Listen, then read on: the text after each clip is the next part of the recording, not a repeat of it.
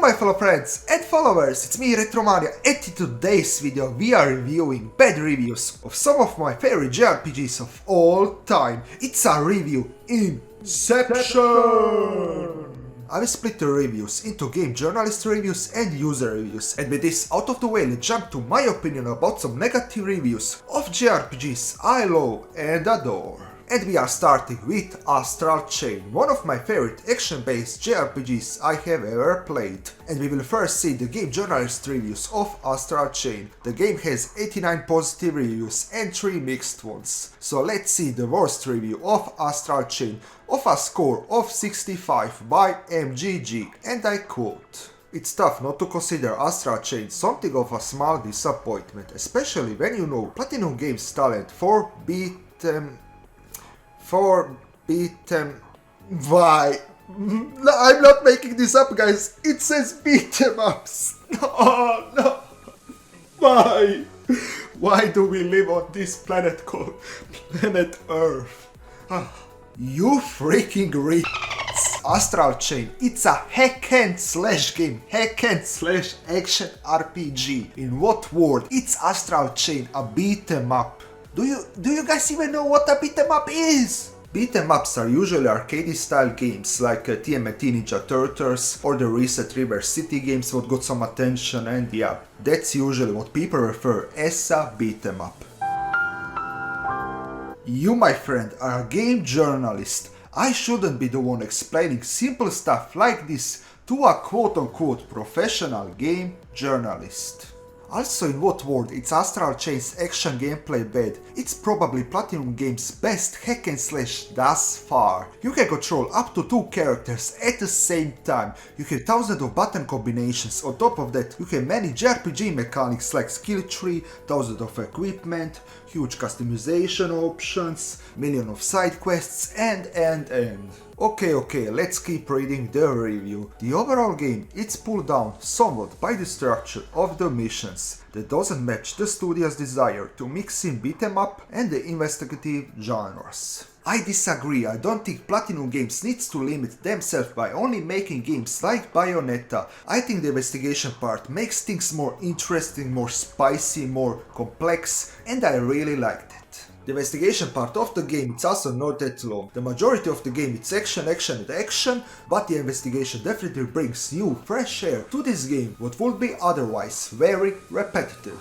Without the investigations, the story cutscenes or the JRPG mechanics, I think this game would be very repetitive. So these things makes the game more unique, more refreshing, and makes it more stand out from other hack and slash games. Okay, let's now take a look at a user review. I will not use user reviews that have a 0 out of 10 or 1 out of 10 with comments like game bad. I will only use negative reviews that have enough content to go through, and where I think the user, the person writing this review, actually played the game. Here we have an interesting review by the user PS3 Fan 2, giving the game a 4 out of 10, and here is what he has to say. Fantastic graphics, but everything else, it's really mediocre or outright poor. Go buy Devil May Cry 5 or Bayonetta for true action game experience. Gameplay it's worse than Nier Automata. Astral Chain is developed by Platinum Games, the same people who made Bayonetta, so how can it be worse? The gameplay is exactly what you would expect from a Platinum Games game. It's fast, it's fluid, it's very complex and layered for an action-based JRPG. I don't disagree entirely with this comment because Bayonetta and Devil May Cry 5 are two amazing, fantastic games. So it's Astral Chain, and the Nier Automata slander was really unnecessary in a Astral Chain review. But what isn't unnecessary, it's to give this my little virgin a subscribe. And let's keep moving. Now let's look at another JRPG game I love and adore, and one of my favorite JRPGs of all time. I'm obviously referring to Grandia. I tried to find a negative game journalist review for the game Grandia, but there really isn't one, what speaks volumes about the quality of this game of Grandia, one of the best JRPGs ever made.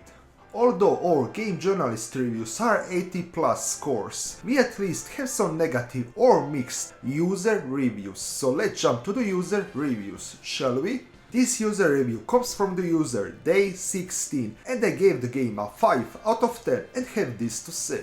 The game becomes long and drawn out towards the end, which does the games no favor in terms of enjoyment, and the dialogue and plot it's very cheesy. The game it's as long as it should be. The end of any game it's longer. This is normal, not only for Grandia, but for any game that's not a negative. It's the grand final, the big final boss fight. It must be very big and very spectacular. Also yes, this game is written as a more happy ending story, like you will see from fairy tales, and some people will find it positive and some other people will find it negative. Stories can be very subjective. I get it, I also enjoy sometimes darker, more sad stories, but I don't think that storytelling would fit into Grandia's atmosphere and character designs and behavior and world building. I also really got so connected to those characters, the cast was so lovable that the ending made me so cry. I rarely cry. And my tears were tears of joy for those characters. I love those characters so much. And because I love those characters so much, I wanted everyone to have a happy ending.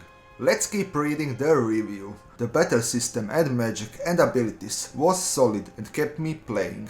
Yes, I agree, the battle system, the magic fusion system and the level up mechanics makes this game so unique, so special, so fun to play. Oh yes, and Justin seriously began to grate on me too. Justin was a great protagonist, what are you talking about? Yes, he was childish at the beginning of the game. Obviously because he's a child. But many people also disregard his amazing character development. How time moved on, he matured, he started to develop as a character. His character development arc was fabulous. Okay, what else had he to say? Let's hear.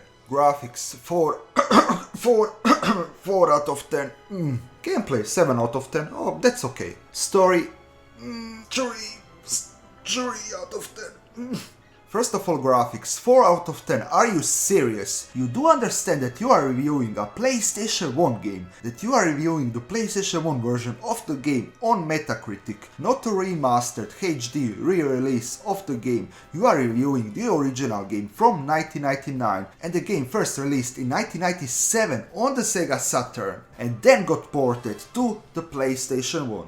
And in my opinion, for 1997 or 1999, this game looks breathtaking. The 2D 3D graphics, the 3D camera combined with the 2D sprite work, the 3D environments, everything looks so great, so crisp, so amazing. Grandia is by far one of the more graphically outstanding games on the PlayStation 1. It's not fully 3D, with 3D character models like in Final Fantasy VII, but in my opinion the 3D models in Final Fantasy VII are very low polygon. You can see the polygon lines in the character artworks, while Grandia's art style aged like fine wine.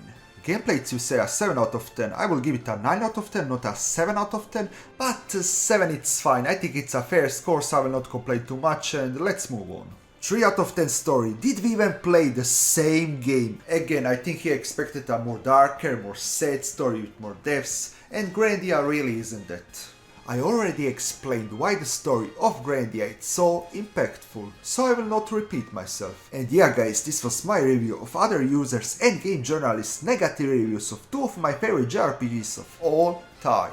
What do you think about those negative reviews? Do you agree? Do you disagree? Let me know down below. And with this out of the way, I wish you all a wonderful day. Sayonara my good old JRPG friends. Bye, and bye.